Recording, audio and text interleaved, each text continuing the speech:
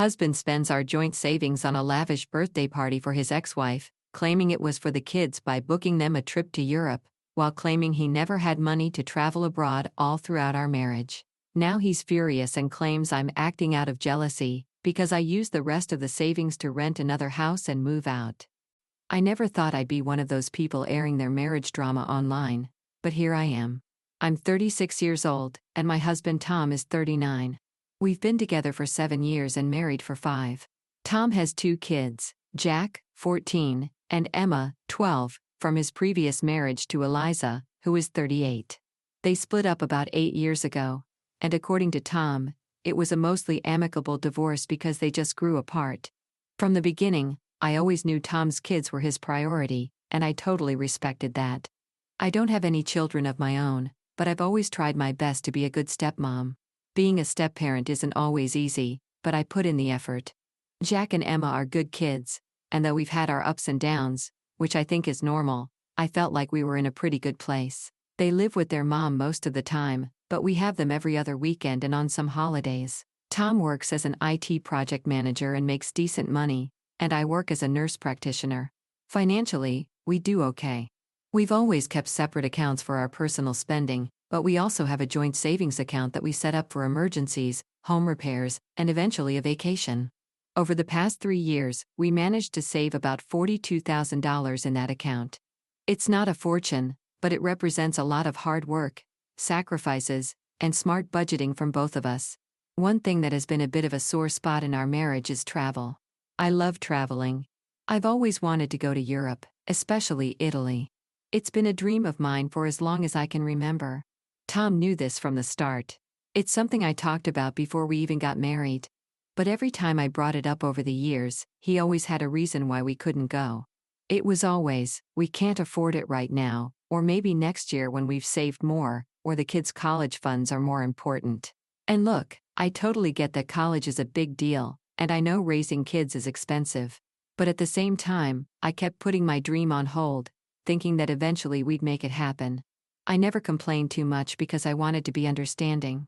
I figured we were in this together and that someday, when the time was right, we'd finally take that trip. I tried to be patient, but as the years went by, I started to feel like someday was never going to come. The moment everything fell apart happened about 2 weeks ago. It started with what seemed like a simple conversation. Tom told me he needed to take some money from our joint savings for something important for the kids. He was vague, which wasn't like him, but I trusted him, so I didn't press for details. I figured it was for something like new laptops for school, sports equipment, or maybe even an extracurricular activity. I didn't think much of it. A few days later, I was scrolling through my social media feed when something caught my eye. Eliza had posted a bunch of photos from what looked like an incredibly extravagant birthday party. It wasn't just a casual dinner or a small gathering. This was a full-blown event at a high-end venue with catering, a live band, and fancy decorations. The caption read something along the lines of the most amazing 38th birthday ever. Thank you, Tom, for making it so special. I can't wait for our upcoming European adventure. My heart sank. What European adventure? Why was Tom throwing his ex-wife a party this extravagant? He had never even mentioned planning anything for her birthday, let alone a full-blown celebration at a luxury venue. My stomach twisted as I scrolled through the comments.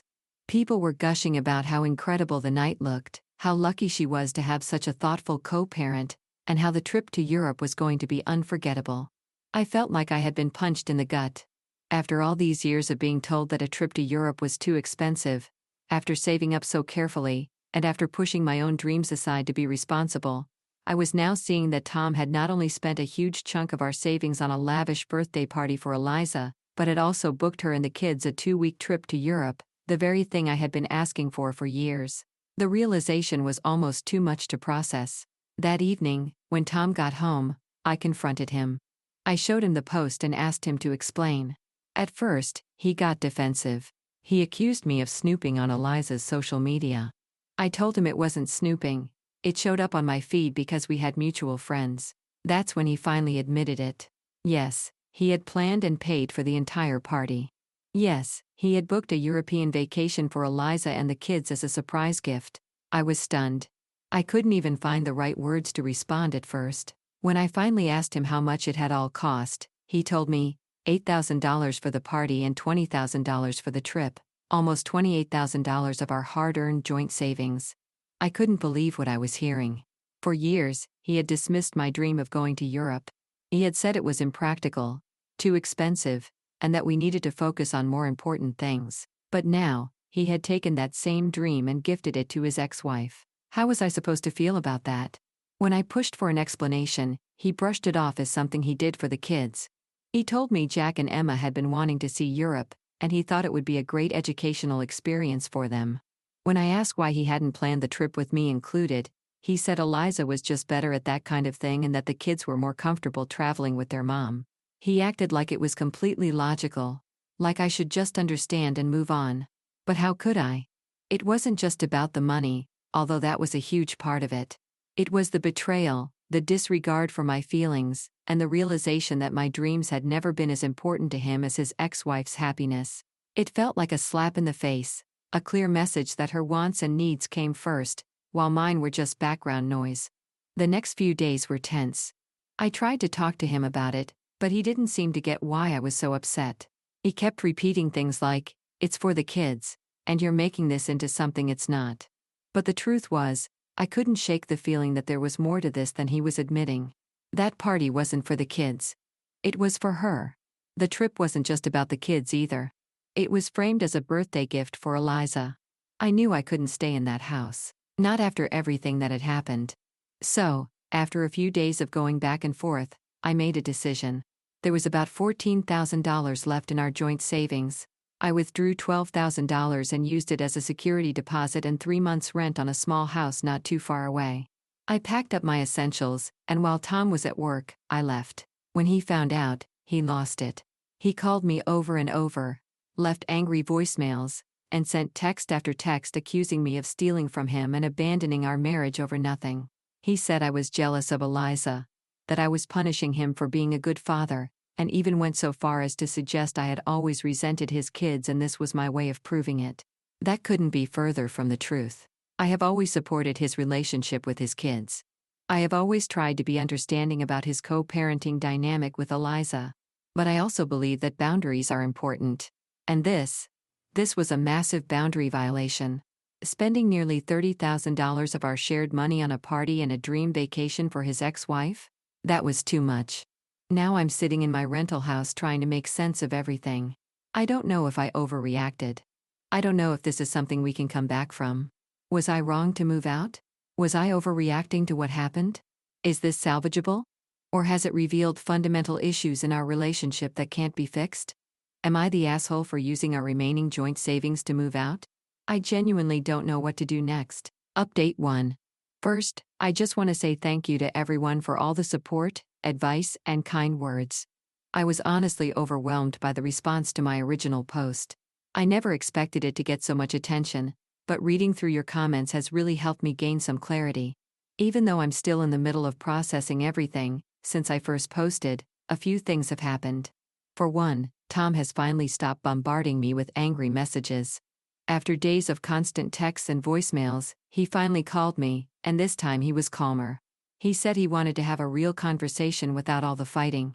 I agreed, hoping we could at least talk things through like adults. During the conversation, Tom admitted that he could now see why I was so upset. He acknowledged that spending our joint savings without telling me was wrong, and he even said he understood why I felt betrayed.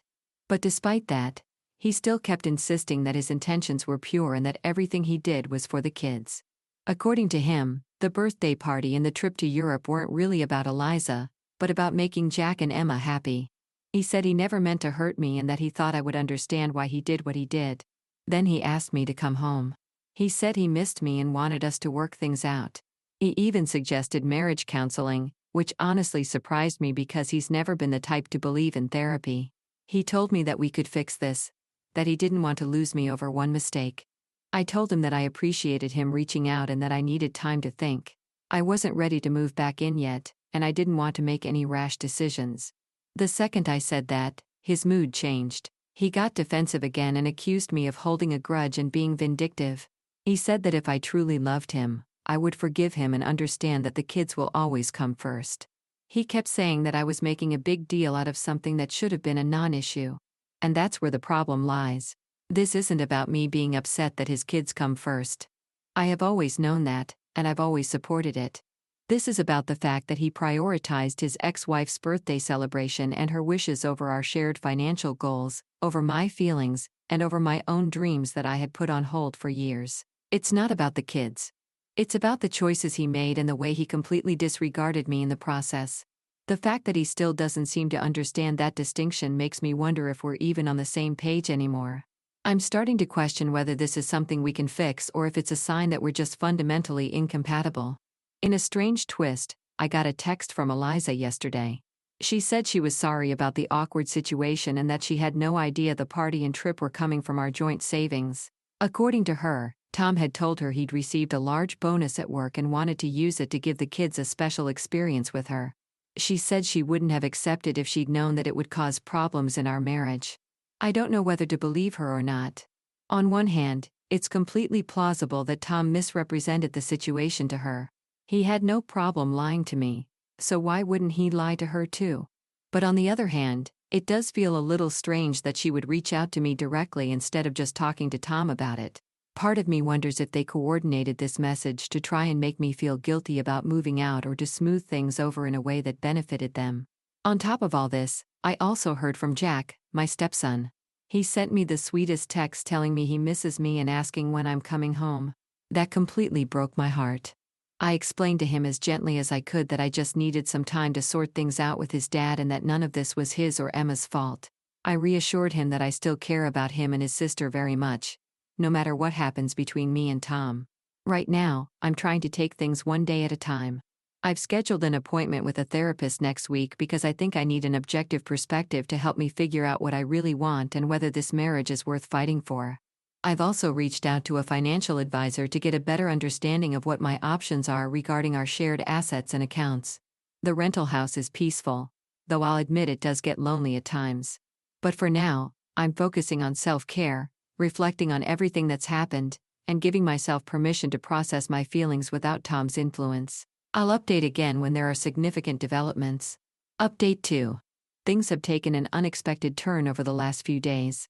After my conversation with Eliza, something just didn't sit right with me. The whole situation felt off, and I couldn't shake the feeling that there was more going on than Tom was letting on. Why, after years of being cautious with our savings, would he suddenly splurge on an extravagant party and an expensive European vacation for his ex-wife? It didn't make sense. The more I thought about it, the more I felt like I needed answers. So, I decided to do a little digging. I reached out to a mutual friend who had attended Eliza's birthday party and casually asked about the event. I wasn't expecting much, but what she told me left me stunned. Apparently, during the party, Tom had made a toast, and not just any toast, an emotional, deeply personal speech where he talked about how much he never stopped caring for Eliza and how he wanted to make up for lost time. My friend said that people in the room exchanged awkward glances because it felt more like a declaration of love than just a friendly gesture. She found it especially odd given that I was his wife and I hadn't even been there. Hearing this made my stomach turn. I hadn't even known about the party until I saw it on social media, and now I was finding out that my husband was making heartfelt speeches about his ex-wife. I felt humiliated and betrayed all over again. Armed with this new information, I decided to confront Tom once more. This time, I wasn't going to beat around the bush. I needed the truth. When he got home that night, I didn't wait. I asked him outright if there was something more going on between him and Eliza. At first, he looked shocked and immediately went on the defensive. He accused me of being paranoid, of overreacting, of letting my emotions cloud my judgment. He insisted that everything he had done was for the kids and that I was making something out of nothing. But when I told him what our friend had overheard at the party, the fight went out of him. I watched as his face fell, and in that moment, I knew. After a long silence, he finally admitted it. He told me that he and Eliza had been reconnecting over the past few months. He swore that nothing physical had happened between them, but he admitted that they had been texting frequently, meeting for coffee, and even having long conversations when the kids weren't around. He said he had been confused about his feelings and that planning the party and the Europe trip had been his way of seeing if there was still something there. I was devastated, but also oddly relieved to finally have the truth. All those times when he was supposedly working late or had errands to run suddenly made sense. The pieces were falling into place, and the picture they formed was heartbreaking. It was like a puzzle I had been struggling to put together for months, and now that it was complete, I almost wished I had never seen it. I asked him point blank if he wanted to be with Eliza again. He hesitated, looking down at his hands as if the answer might be written there. Finally, he mumbled that he was confused and didn't want to hurt anyone. And that was when I realized he wasn't worried about hurting me. He was worried about making the wrong choice between me and her. I felt like an option, not a partner, and that was unbearable. I told him his decision and dishonesty had already hurt me deeply and that I deserved better than to be someone's backup plan.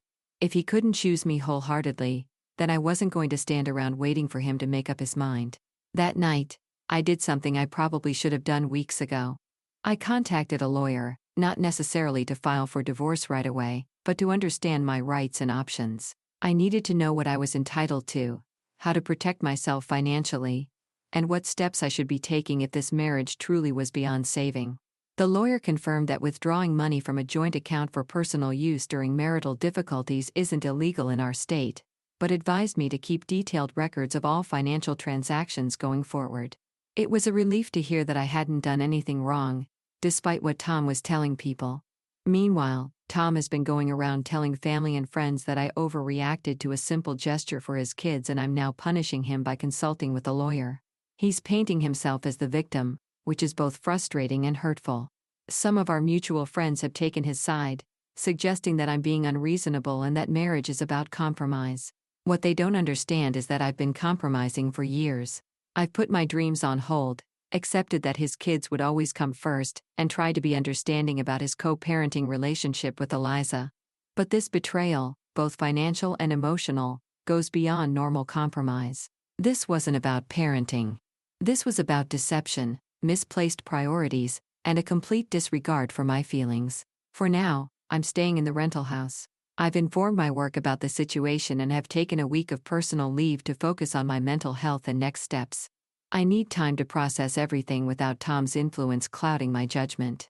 I'm also considering whether to reach out to Eliza directly for a more in-depth conversation. Part of me wants to hear her side of the story, to understand if she knew more than she let on, but another part of me worries that it will just stir up more drama, and I've had enough of that already. I feel like I'm at a crossroads, and the path forward isn't clear yet. But for the first time in a long time, I'm making decisions based on self-respect rather than fear or habit. I don't know exactly what the future holds, but I do know that I won't allow myself to be treated like this any longer. I'll update again when I know more. Update 3. The situation has escalated rapidly over the past few days, and I'm still trying to wrap my head around everything that's happened. It feels like my world has been flipped upside down, and I don't even know where to begin. 2 days ago, I made the decision to meet with Eliza in person. After everything I had learned, I felt that a face-to-face conversation might provide the clarity I desperately needed. Text messages and secondhand information could only tell me so much, and I wanted to hear directly from her what had really been going on. We arranged to meet at a neutral coffee shop, somewhere public, but quiet enough for a serious conversation. To my surprise, Eliza was incredibly forthcoming. I had been bracing myself for defensiveness or hostility, but instead she seemed genuinely open and even a little remorseful. She didn't try to sugarcoat things or make excuses. Instead, she confirmed what I had already suspected but had hoped wasn't true. She and Tom had been growing closer over the past several months in ways that extended beyond just co-parenting. According to her, it all started innocently enough. Their conversations during pickups and drop-offs had gradually become longer and more personal. What used to be brief exchanges about logistics and schedules turned into deeper discussions about their lives, their regrets, and their shared past. She admitted there had been moments of connection that felt like more than just two people co-parenting their kids, though she insisted that there had been no physical affair. But the real bombshell came when she revealed something that shook me to my core. Tom had actually suggested that they try again as a couple. This wasn't just him reminiscing about the past or feeling nostalgic. About a month before the birthday party, he had explicitly brought up the idea of giving their relationship another shot. He had told her that he sometimes wondered if they had given up too easily on their marriage and questioned whether they still had a chance at making things work. Eliza told me she had been hesitant. She didn't immediately jump at the idea, not just because of me, but because she knew that the same fundamental issues that led to their divorce hadn't magically disappeared. She wasn't sure if rekindling their relationship was truly the right decision, even if Tom was pushing for it. To back up her story, she showed me text messages from Tom, actual receipts of everything she was saying. In these messages, he talked about missed opportunities and how he still cared deeply for her. He referenced the birthday party and the Europe trip as a chance for them to reconnect as a family and see if they could make it work this time. Reading those words felt like a punch to the gut. All these years of him telling me we couldn't afford a trip to Europe, of brushing off my dreams, and yet, when it came to Eliza, he was willing to spend thousands just to create the perfect setting for a romantic reconciliation. I left the meeting with Eliza feeling strangely calm. The uncertainty that had been eating away at me for weeks was gone, replaced by a painful but much-needed clarity. This wasn't just about money or even about a thoughtless mistake. Tom had been actively pursuing a future with his ex-wife while keeping me completely in the dark. He had been making plans, taking steps, and spending our joint savings to build a life with someone else, all while I had been standing on the sidelines, completely oblivious. It hurt more than I can even put into words. But at least now I knew the truth. When I pulled up to the rental house that evening, I wasn't expecting anything unusual. But as I got out of the car, I spotted a familiar figure sitting on the front porch. It was Tom.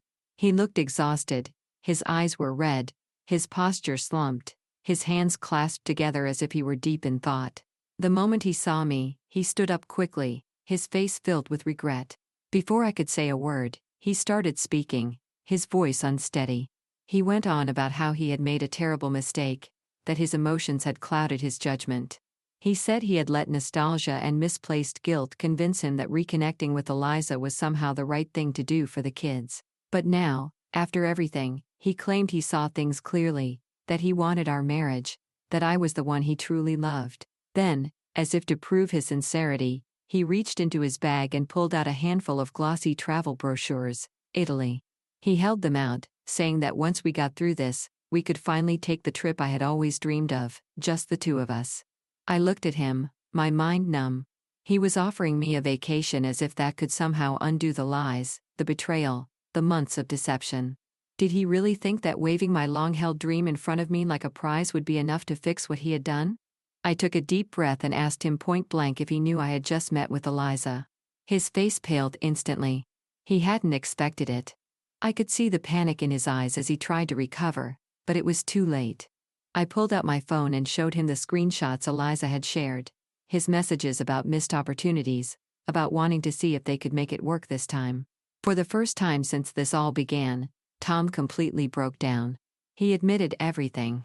He called it a midlife crisis and said he had romanticized the past with Eliza and made terrible decisions. He swore it had never been physical, but he confessed that he had secretly been meeting her, texting her, and, worst of all, considering a future with her again. The birthday party and the Europe trip? Those had been his way of testing the waters, to see if there was still a spark between them. I listened, but I felt strangely detached. I wasn't angry. Not in that moment.